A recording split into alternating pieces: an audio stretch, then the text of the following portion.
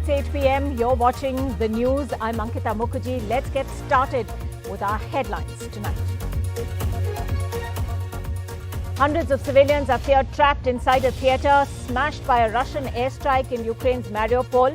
In an escalating war of words, Biden calls Putin a war criminal. Putin hits back, threatens to target traitors in Russia who helped the West.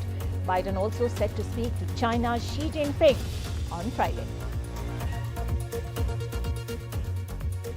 The World Health Organization issues a dire warning amid a fresh global COVID surge as Europe and several countries in Asia record a staggering rise in cases powered by an Omicron variant and restrictions being eased. South Korea records 6 lakh cases in a single day. Israel says it's discovered a new variant. At least 15 to 20 Indians are still in conflict-hit Ukraine. They're waiting to be evacuated, the government said today. It assured evacuation flights under Operation Ganga are not over.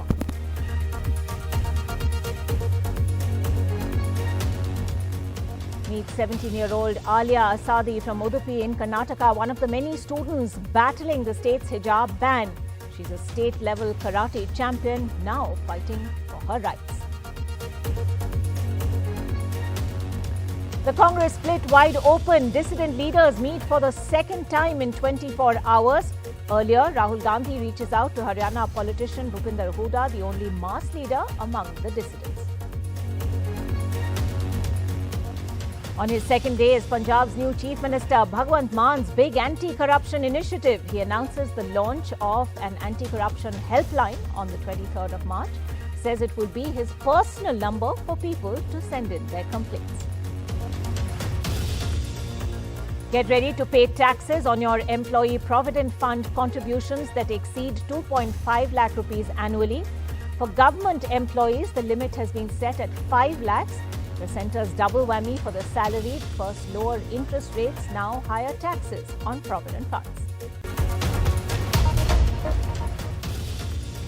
But first, the big breaking story right now. At least 21 people have been killed in Russian shelling in an eastern Ukraine town. This as Russia rejects a world court order to halt the Ukraine invasion. Hundreds of civilians are also feared trapped inside a theatre which was smashed by a Russian airstrike in the city of Mariupol.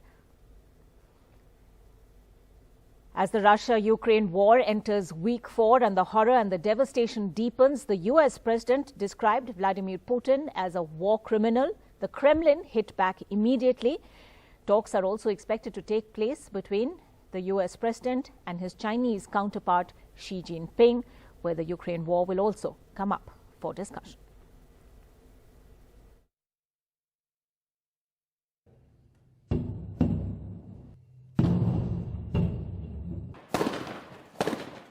As the Russia-Ukraine war enters its 4th week, the war of words between world leaders escalating significantly.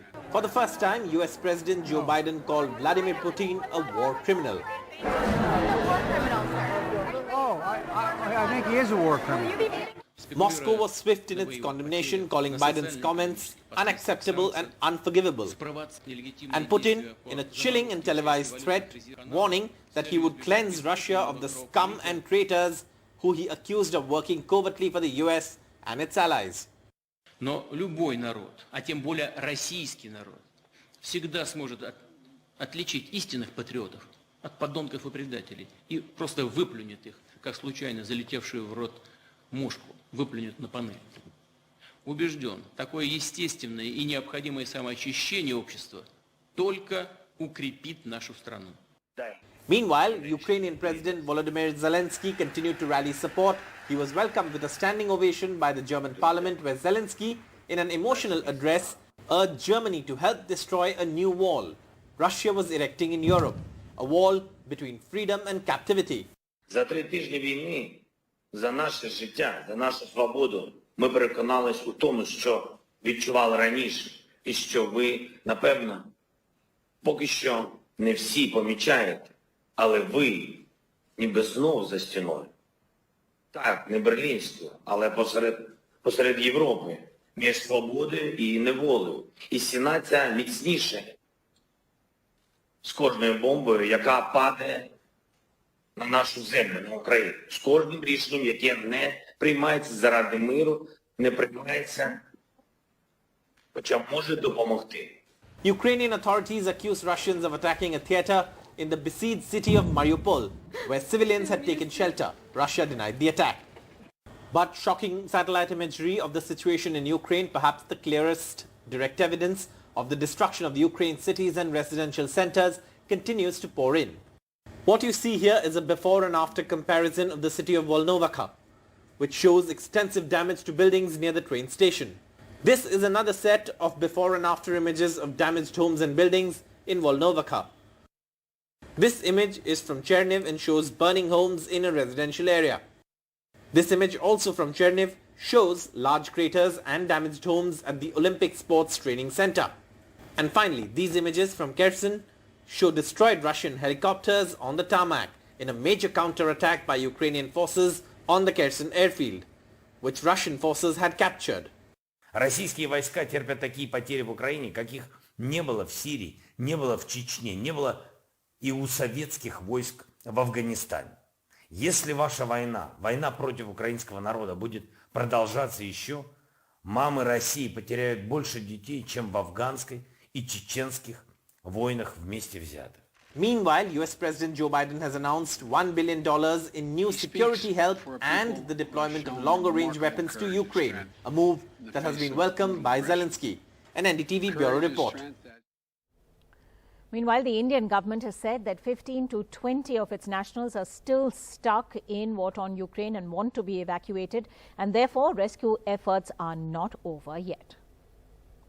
हमारा assessment तो यही है कि 15 से 20 लोग अभी हैं जो निकलना चाहते हैं, बाकी लोग वहाँ हैं वो अभी निकलना नहीं चाहते हैं, और जितना संभव हो सके हम उनकी सहायता दे रहे हैं. अब युद्ध का माहौल है, पर जितना हो सके हम करते रहेंगे इनको निकालने की कोई तरीका निकले. हम जानते हैं कुछ और लोग हैं खेरसौन में, पर वो अगर इस रूट को लेना चाहेंगे और अगर ये रूट ओपन रहा, तो उस समय था कभी उस समय उन्होंने नहीं निकलना चाहते थे, तो हम कोशिश करते रहेंगे. और अगर वेस्टर्न साइड पे रूट से निकल सकते हैं, वेस्टर्न बॉर्डर से, वो भी है.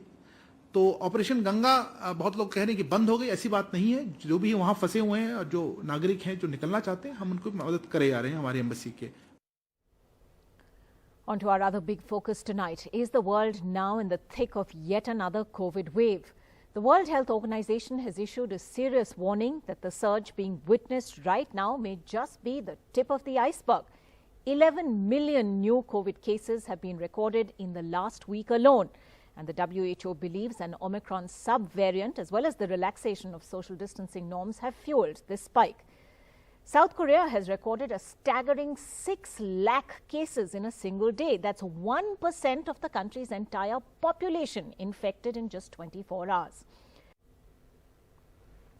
The core group of the Congress's G23 dissidents are meeting again as we speak at the home of senior leader Ghulam Nabi Azad. This is the second such meeting in 24 hours. Arvind joining us with the latest on that. Arvind, who's attending today's meeting and what's the latest we're hearing? Ankita, in last 24 hours, this is the second time the dissident group or the G23 rebel group is meeting at the residence of Ghulam Nabi Azad. Yesterday, almost 18 senior Congress leaders met at the residence of Ghulam Nabi Azad, wherein they had issued a statement saying that there has to be a collective and inclusive leadership at all decision-making levels. So after that meeting, within 24 hours, this time we are seeing the core group of the G23 or the dissident group meeting at the residence of Ghulam Nabi Azad for the second time. So three very senior leaders are in a meeting with Ghulam Nabi Azad. One, Kapil Sibal, second one is Anand Sharma, and third one is Bhupendra Singh Hooda. So Kapil Sibal, after meeting Ghulam Nabi Azad and two other colleagues for almost 40 minutes, he has just left the residence of Ghulam Nabi Azad, and two other leaders, Anand Sharma and Bhupendra Singh Hooda, are still in a meeting with Ghulam Nabi Azad. So earlier today, we did see an important political development, that is Bhupendra Singh Hooda meeting Rahul Gandhi, and what we are being told is that though that particular meeting was Haryana specific to look into the affairs of the Congress party in the state of Haryana, what we are also being told is that both the leaders did discuss the overall picture of the Congress party, and that particular discussion or anything that was exchanged between Rahul Gandhi and also Bhupinder Singh Hooda was later conveyed to Ghulam Nabi Azad by Bhupinder Singh Hooda. So what we are being told is that this particular group, the dissident group, is currently taking stock of the situation, the development that have taken place in the last 24 hours. And what we are also being told is that this is an attempt of the dissident group to keep the pressure intact on the Congress leadership to act on the views and suggestions that have been given by the dissident group in order to reform the Congress party. All right, Arvind, and also all indications that these meetings are now going to be quite frequent in the days and weeks ahead. Thanks very much indeed for joining us with those latest details. As Arvind was mentioning, the former Haryana Chief Minister Bhupinder Singh Hooda meeting Rahul Gandhi today at his residence, a day after he attended that meeting of the Congress G23 rebel group. He's in tonight's meeting as well. But he's also the first leader from the rebel group to meet one of the three Gandhis. The Haryana veteran is interestingly the only mass leader among the dissidents. Is that the reason for this outreach to him? Well, that can only be speculated. Well, senior Congress leader P. Chidambaram today said only the Gandhis can't be held responsible for the party's recent election defeats. Speaking to NDTV a day after the meeting of the Congress G23 or rebels, he urged the group not to split the party. He was speaking to NDTV's Nidhi Razdan. Can I ask you though, why is there this attempt to shield the Gandhis from responsibility? And why does a section of the party, clearly a large section, at least in the CWC, as you pointed out, believe that the party wouldn't do well without their leadership? It's clearly not doing well with their leadership, as is evident in the last many elections. Well, I don't know who feels what. All I can reflect is my views and what the statement says. The Gandhis did accept responsibility, like I accepted responsibility for Goa, and other in charges and observers accepted responsibility for other states. Nobody is running away from responsibility. The point I've made then and I make now is responsibility lies with everybody who's in a leadership position, at the block level, at the district level, at the state level, and at the AICC level. It's not enough to say the AICC leadership is responsible, but nobody at the state level and the district level and the block level is responsible. And that is rubbish according to me. Everybody who's in a leadership position at whatever level is indeed responsible. But Mr. Chidambaram, again I come to the question of leadership and where the buck stops. Now, if you look at the Congress's decline over the last 8 years or so, in 2014 your party was in power in 9 states in this country. Today it is in power in only 2 states. It only has 2 chief ministers. Now, why isn't the leadership being held responsible for that? And I ask you this because don't you believe that if the Congress doesn't do something drastic now, and possibly therefore look outside the family fold, when is it going to take that risk? When is it going to do that? What is drastic? Elections will be held in August. We are in the 3rd week of March. What is drastic according to you? A non-Gandhi as party president, because that seems to be the sticking point. For 3 months, are you suggesting that we elect another interim president to replace an interim president? Does that make sense? So you're convinced that only a Gandhi would get elected to the top job? Why do you say so? I don't know. I don't know who's going to contest. Anybody can contest and anybody can get elected. And if somebody gets elected with the support of over 1,400 AICC members, he or she is indeed the president of the AICC, for good or bad. If that is what the AICC members want. Meanwhile, Punjab's new Chief Minister, Bhagwant Mann, announced the launch of an anti-corruption initiative today. Mr. Mann, who took oath yesterday, promised that he wouldn't waste a day and said the helpline number would be launched on the 23rd of March, the birth anniversary of freedom fighter Bhagat Singh. He also said this would be his personal number and anybody could reach out with their complaints. Akhilesh Yadav and Jayant Chaudhary of the RLD fought the election together in Western UP, but the results didn't go in their favour. Jayant Chaudhary spoke to NDTV's Nidhi Razdan on the reasons behind that defeat as well as the road ahead to 2024 in his first interview after the UP results. So Jayant Chaudhary, looking ahead then at 2024, do you think it's a done deal like the Prime Minister says, or is there really going to be a fight when you have Mr. Modi on one hand and you know the rest of the opposition on the other? Doesn't it make it much more difficult for the opposition? If the opposition can organize itself and create a coherent, sort of set of issues, and we go with that to the public and hit the road, there is no reason why people who voted for BJP today will not change. But if you look at the state of the economy, look at unemployment, look at agrarian distress. But it won't matter that in a personality contest there are just too many people in the opposition camp and only one Narendra Modi? It's good to have a number of leaders. Even BJP has a lot of leaders. They make it about just one man. It isn't about one man. Governments are not run by one man.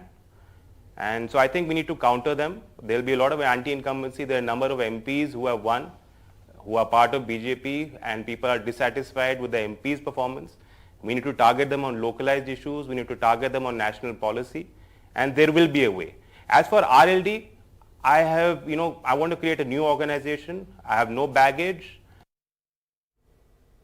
On to a special report now from Karnataka in the aftermath of the High Court upholding the hijab ban.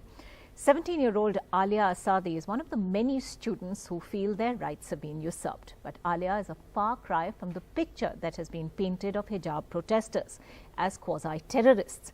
She's a state-level karate champion and a reluctant crusader, but says the situation has left her with no choice. Shrija brings us her story.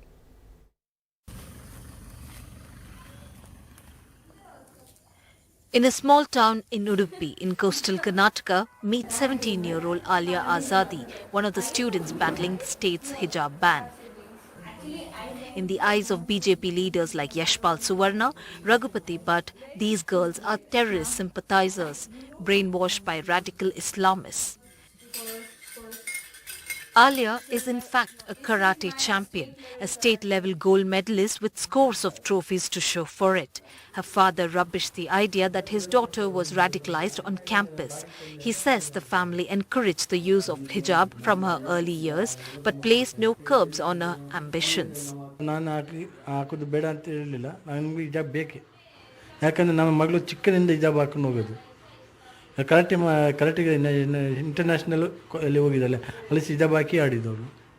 Last week. Aliya says that she had no desire to become a crusader. It is only after her parents tried but failed to persuade the government college, she went on to wear the hijab to class, something not permitted under the rules, that she became a protester. The first thing what we did is we did not go and directly wore the hijab. We sent our parents, like not for once but 1, 2, 3 times they went to the principal. They tried to convince him to allow us to wear hijab. So but he was not giving any proper response. He was not he did not give any, he just told that he'll call us and he'll speak to us, but he did not call us, he did not discuss anything with us. So then we started wearing hijab. So from that time we are not allowed to enter the class. Today she says she has been isolated by her classmates. We are not in a contact also, we don't speak also, So they have isolated you? Yeah. Like all of you? Yeah. Her father, an auto driver, says that after the court order upholding the hijab ban, he may have to transfer his daughter to another college that allows the hijab. Next time ನನಗೆ ಆಲೋಚನೆ ಮಾಡಲಿಲ್ಲ ನೋಡಬೇಕು ಇನ್ನು ನಮ್ಮ Muslim ಮುಖಂಡರು ಇದ್ದಾರೆ ಅವರು ಏನು ಹೇಳ್ತಾರೆ ಅದರ ತರ ನಾವು ಹೋಗ್ತೇವೆ ಮತ್ತೆ ನಮ್ಮ ಫ್ರೆಂಡ್ಸ್ ಎಲ್ಲ ಇದ್ದಾರೆ ನೋಡುವ ಎಂತ ಹೇಳ್ತಾರೆ ಅಂದ್ರೆ ಹಾಗೆ ಅಂತ ಕಾಲೇಜಿಗೆ ಸೇರಿಸ್ತೀರಾ ಬೇರೆ ಕಾಲೇಜಿಗೆ ಸೇರಿಸ್ತೀವಿ ನಾವು ಎಲ್ಲಿ ಹಿಜಾಬ್ ಉಂಟು ಅಲ್ಲಿ ನಾವು ಸೇರಿಸ್ತೀವಿ. Aliya Asadi is one of many students who says has been targeted and also not treated with dignity. After being dejected by the High Court's verdict that upholds the hijab ban, they have now pinned their hopes on the Supreme Court. These students say if the Supreme Court upholds the Karnataka High Court's judgment, they really don't have any other choice but to drop out. In Udupi, with camera person Kumar, Shrija for NDTV. The centre has planned to tax the Employee Provident Fund contributions that exceed 2.5 lakh rupees annually. For the government or for government employees, the limit has been set at a higher end of 5 lakh rupees. It's clearly a double whammy for the salaried middle class, as it comes at a time when retirement body EPFO has already reduced interest rates to the lowest in more than 40 years. But the markets were up 1.8% for the second straight session. The Sensex surging 1,047 points, ending at 57,863. The Nifty gained 311 points, closing at 17,287. Experts say markets were prepared for a 0.25% Fed rate hike. Investors are also hopeful about Russia-Ukraine talks.